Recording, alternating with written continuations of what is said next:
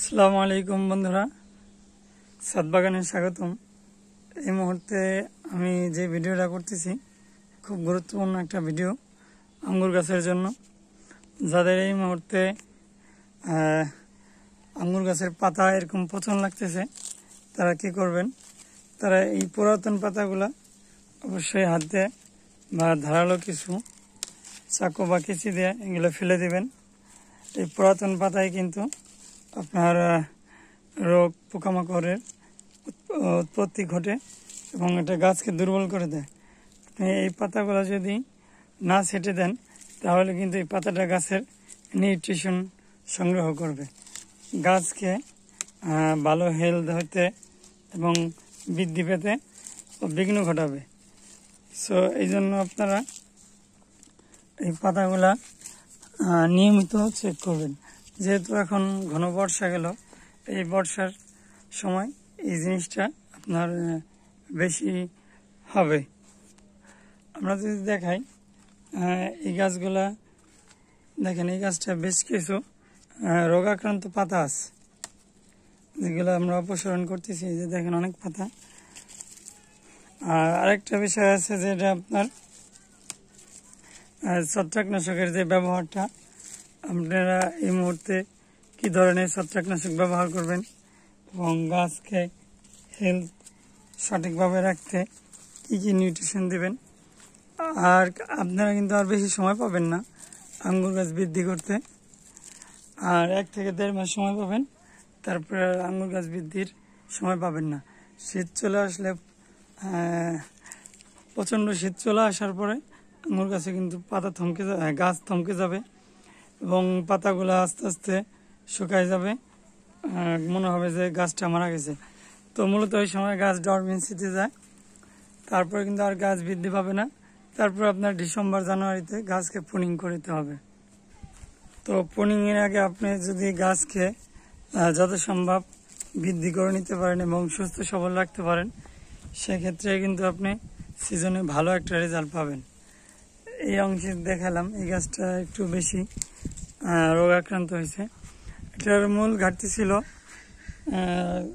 নিয়মিত ছত্রাকনাশক ব্যবহার না করা এবং অতিরিক্ত যে বৃষ্টিটা। আপনারা জানেন যে গত 15 দিনের মধ্যে আপনার 2বার নিম্নচাপ হলো এবং খুব ভারী বৃষ্টি হয়েছে। আমাদের মাঠ বাগান 2বারই, নতুন যে প্রজেক্টটা নিয়েছি আমরা, ওই প্রজেক্টটা 2বারই তলায় গেছে বৃষ্টিতে। গতকালকে আমরা মোটর দেশ পানি সেচে দিয়েছি।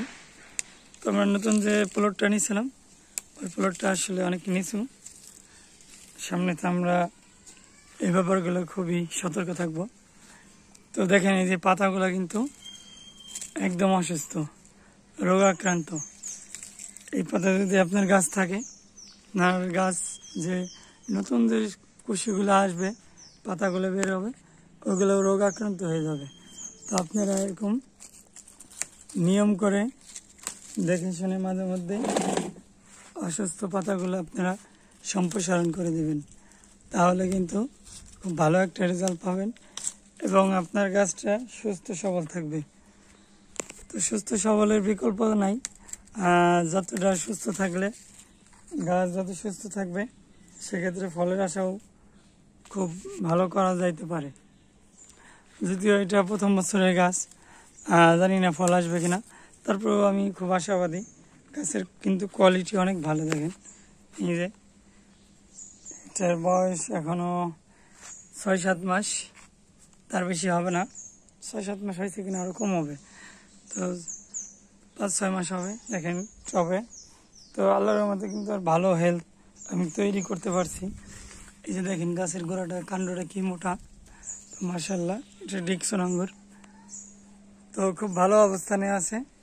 তো এই যে যেই পাতাগুলো আপনারা নিয়ম করে ছেটে ফেলে দেবেন। এটা খুবই গুরুত্বপূর্ণ একটা বিষয়, এই জন্য আপনাদের সাথে আমি ভিডিওর মাধ্যমে শেয়ার করলাম।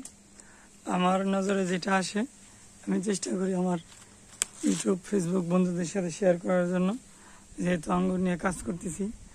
যতটুকু অভিজ্ঞতা হচ্ছে বা হবে সেটা আপনাদের সাথে শেয়ার করি।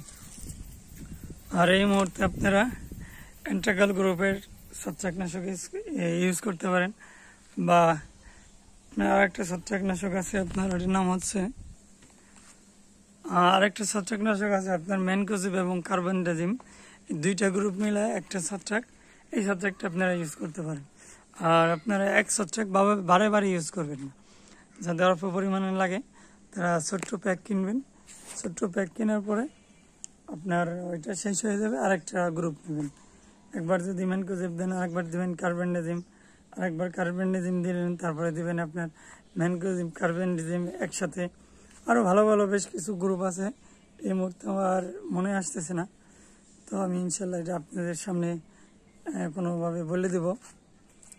আর কীটনাশকের ব্যাপারটাও তাই, এই মুহূর্তে যেহেতু আপনার কি বলে নিম্নচাপ শেষ হয়েছে, ভারী বৃষ্টি শেষ হয়েছে, তো এই মুহূর্তে আপনারা ছত্রাকনাশক এবং কীটনাশক একসাথে স্প্রে করে দেবেন। স্প্রেটা অবশ্যই আপনারা বিকালবেলা করবেন, সন্ধ্যার আগ মুহূর্তে, সন্ধ্যার পরে করলে আরও ভালো হয়। এক ধরনের পোকা বের হয় আঙ্গুর গাছে, যে পোকাটা আপনার সন্ধ্যার পরে বের হয়, যার কারণে ওটা ওষুধের ওই পোকা মরে না। এই জন্য কেউ সন্ধ্যার আগ দিয়ে করতে পারেন, তাহলে কিন্তু খুব ভালো রেজাল্ট পাবেন। তো এই মুহূর্তে আপনারা এই যত্নগুলো করেন, পরিচর্যাগুলো করেন, আশা করি খুব ভালো রেজাল্ট পাবেন। এই যে দেখছেন ছত্রাকের যে আক্রমণ, এখানে এক ধরনের পোকার ডিম লার্ভা, এখান থেকে পোকা তৈরি হবে। তো এই মুহূর্তে আপনারা 5 দিন পর পর স্প্রে করে দেন। আল্লাহর রহমতে দেখুন গাছ অনেক সুস্থ হয়ে গেছে। সাথে আপনার ছত্রাকনাশক, কীটনাশক, আর যদি পারেন মাকড়নাশকটা অ্যাড করতে পারেন, সিনজিনটার ভার্টিমেক আছে। আর কীটনাশক আপনারা ইমিডাক্লোপিড গ্রুপের দিতে পারেন, তারপরে অ্যামামেট্রিন বেনজাইট গ্রুপ দিতে পারেন। এগুলো আপনারা অল্টারনেট করে স্প্রে করে দেবেন। আশা করি আপনার আঙ্গুর গাছ খুব সুস্থ সবল থাকবে এবং পচনের হাত থেকে বাঁচবে। আর বাইরের যে অ্যান্টাকল হইতেছে আপনার ছত্রাক প্রতিরোধক একটা ওষুধ। আপনার গাছে যে পচনটা লাগবে না, এটা আগাম একটা প্রস্তুতি থাকে এই ওষুধটার মধ্যে। আপনারা এই জন্য অ্যান্টাকলের এত নাম, আসলে কার্যকারিতার কারণে। আপনারা এই মুহূর্তে কার্বনডাজিম গ্রুপ এবং ম্যানকোজেব গ্রুপ একসাথে দিয়ে ছত্রাকটা কার্বনডাজিম এবং ম্যানকোজেব এই দুটো একসাথে স্প্রে করে দেন। দুইটা রেডিমেড একটা প্যাকেটই পাওয়া যায়। এটা স্প্রে করার 5 দিন পর আপনারা অ্যান্টাকল দিতে পারেন। অ্যান্টাকল আপনার রোগ প্রতিরোধ ক্ষমতা সম্পন্ন একটা কার্যকারী ছত্রাকনাশক। তো এই ছিল ভিডিও বন্ধুরা। যারা আমার চ্যানেলে নতুন, তারা আশা করি আমার চ্যানেল সাবস্ক্রাইব করে দেবেন। আর ভিডিওটি ভালো লাগলে অবশ্যই লাইক, কমেন্ট, শেয়ারের মাধ্যমে আমাদের জানান দেবেন। ধন্যবাদ।